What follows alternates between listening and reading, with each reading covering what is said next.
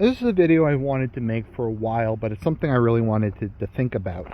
It's not an easy question, and I don't have an answer to it. And that is, what do you do if you're facing defeat? Do you continue to fight on, regardless of the circumstances? Is this just on the individual level, the unit level, the military level, the national level?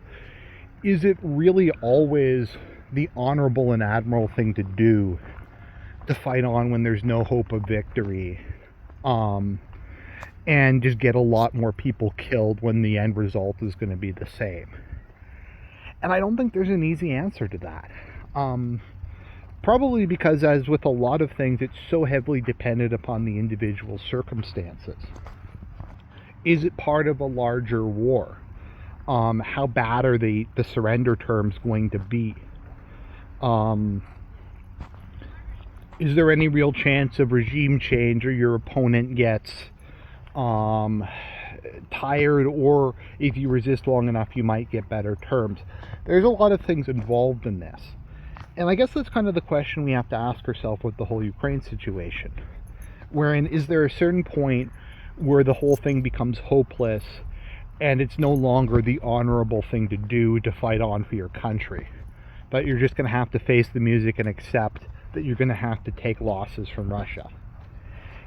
And because the Zelensky formula is that Russia will withdraw from all Ukrainian territory, including Crimea, and pay restitution, and Putin will have to be removed, and the neocons are talking about the breakup of Russia and stuff like that, which just isn't going to happen.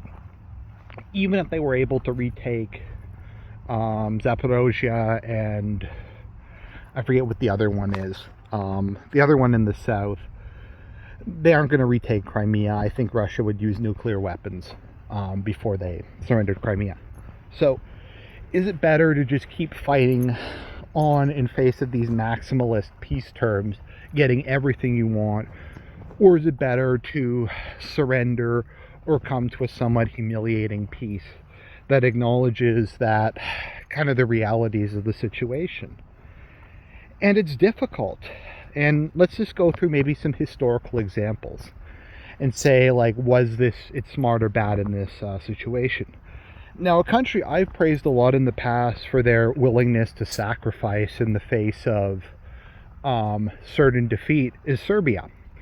During World War I, they were able to throw the Austro-Hungarians out multiple times, and the degree of sacrifice that they were willing to make for their nation, I think it was something like 25% of the adult male population died.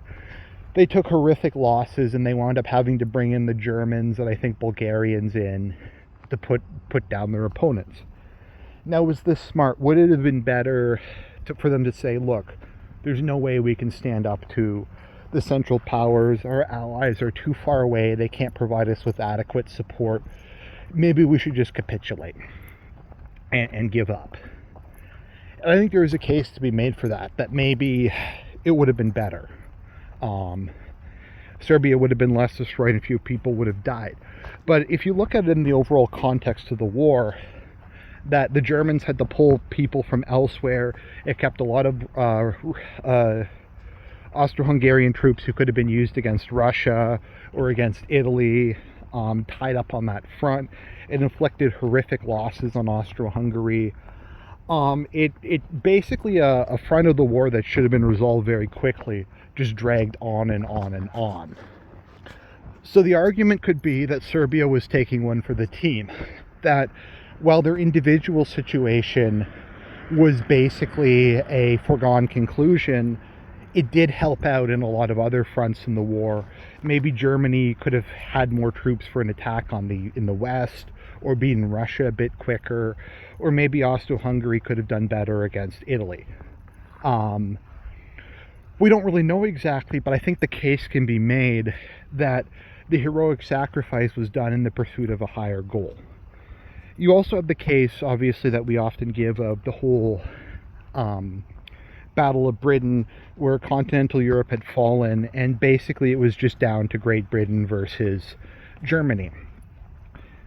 Now, in that case, I believe the British calculation, even though Hitler offered what were on the surface very decent terms, I think basically they just said it was going to be a white peace Britain would accept Germany's governance, supremacy on the continent. They might have had to give back the crappy German colonies they took. And it would have just, Britain could have just pieced out. The issue is the British blockade was preventing the Germans from importing oil.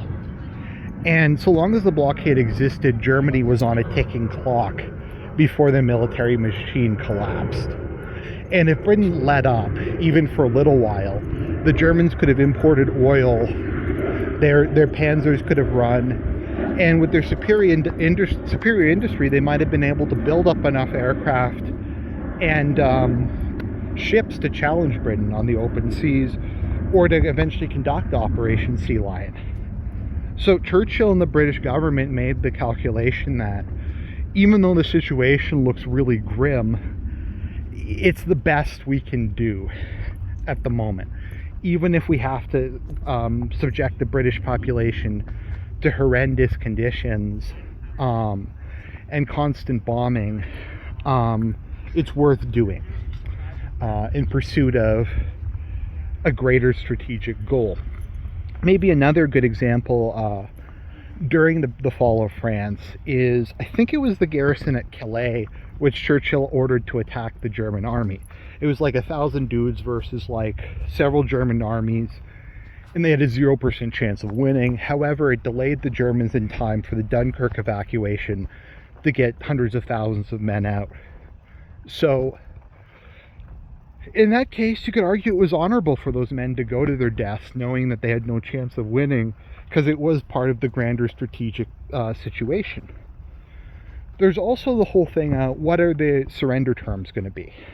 And I think that's why some people in Britain wanted to basically capitulate to Germany, because they wouldn't really have to give up anything other than what they've already lost. Like the French were already overrun, the Belgians were overrun, Yugoslavia, their other allies were under German occupation.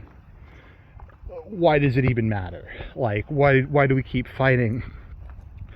Whereas the Allies stated to Germany that there can be no negotiated peace.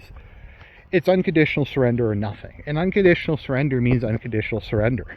It could be anything from a white peace to Germany gets broken up into its constituent states, to it's permanently under occupation by the Soviet Union, and the country's just partitioned for all time. The Soviets decide to just rape and pillage all of Germany. I mean, it could have been anything. And in that circumstances, you could once again argue that if there's even like a 1 in 1,000th chance of winning, or doing enough damage to the Allies that they would have changed their terms and tried to come to some sort of negotiated surrender, then it was worthwhile, because the alternative was just, there was no alternative.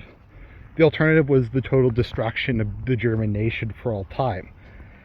The Japanese were similar, and I think the Japanese expected the Americans to do what they would have done, which is, if you're familiar, the Japanese strategy in China was called the burn to ash strategy, or the 3 alls. Kill all, steal all, burn all. And I think they expected that the Americans would do the same thing if they surrendered. And once again, the Americans demanded an unconditional surrender. And when it became clear the war was lost, like, should Japan have surrendered?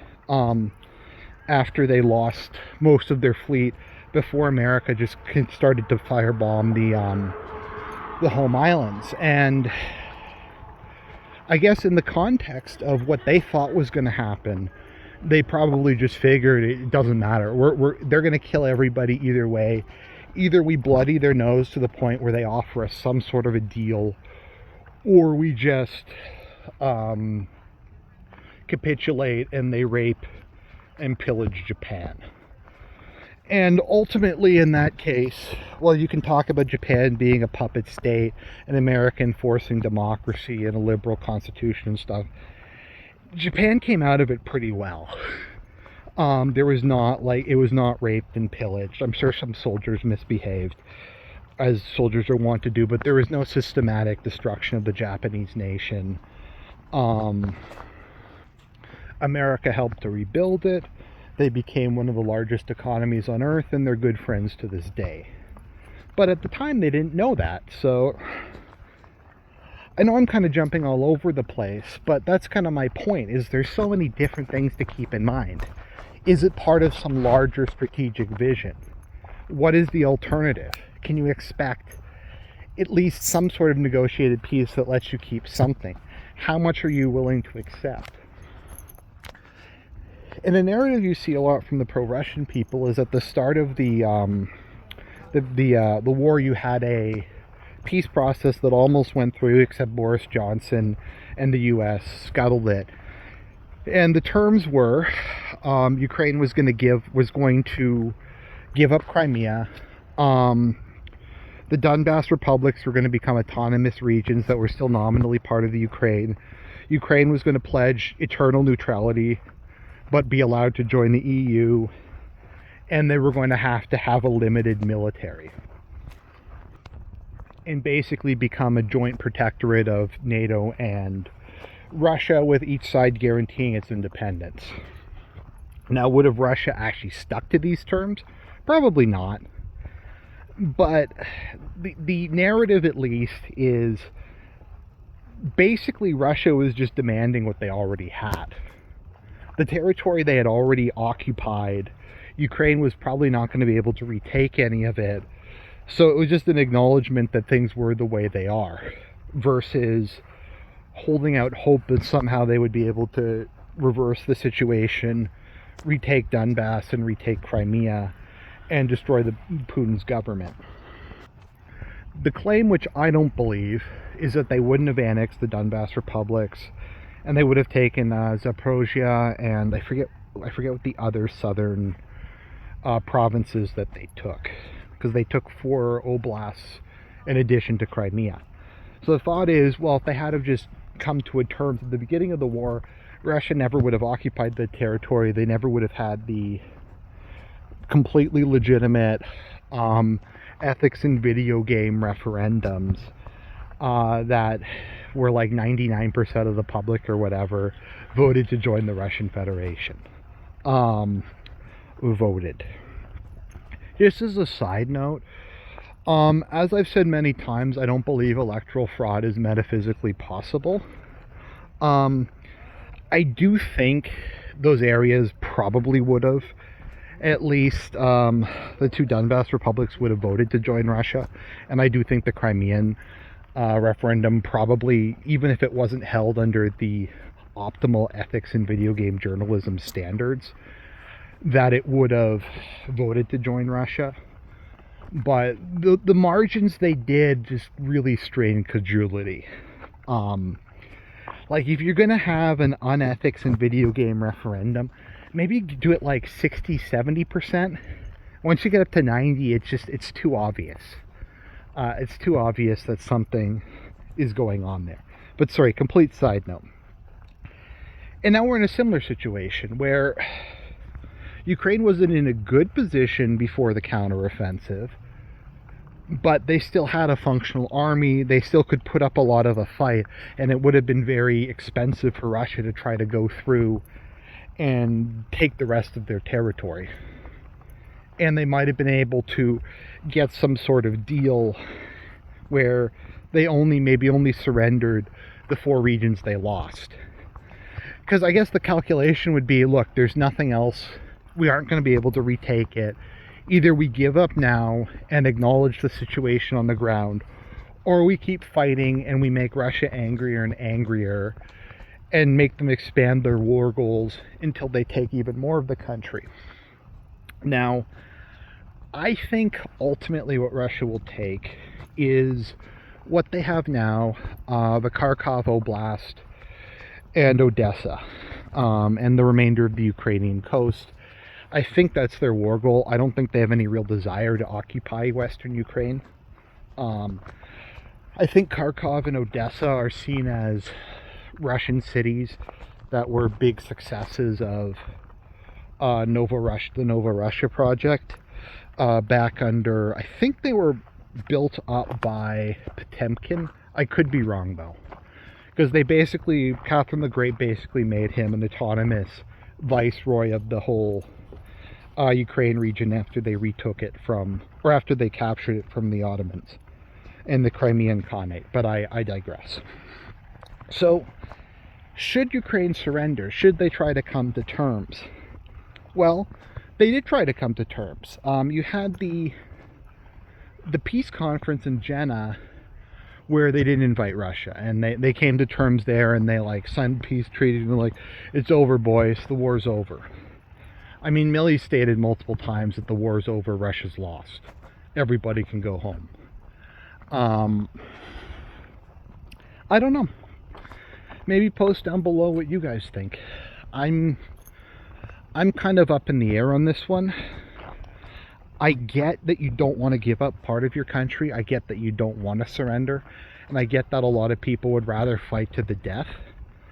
But is it better to take the L and the humiliation and lose some of your territory while keeping the remainder of the country intact?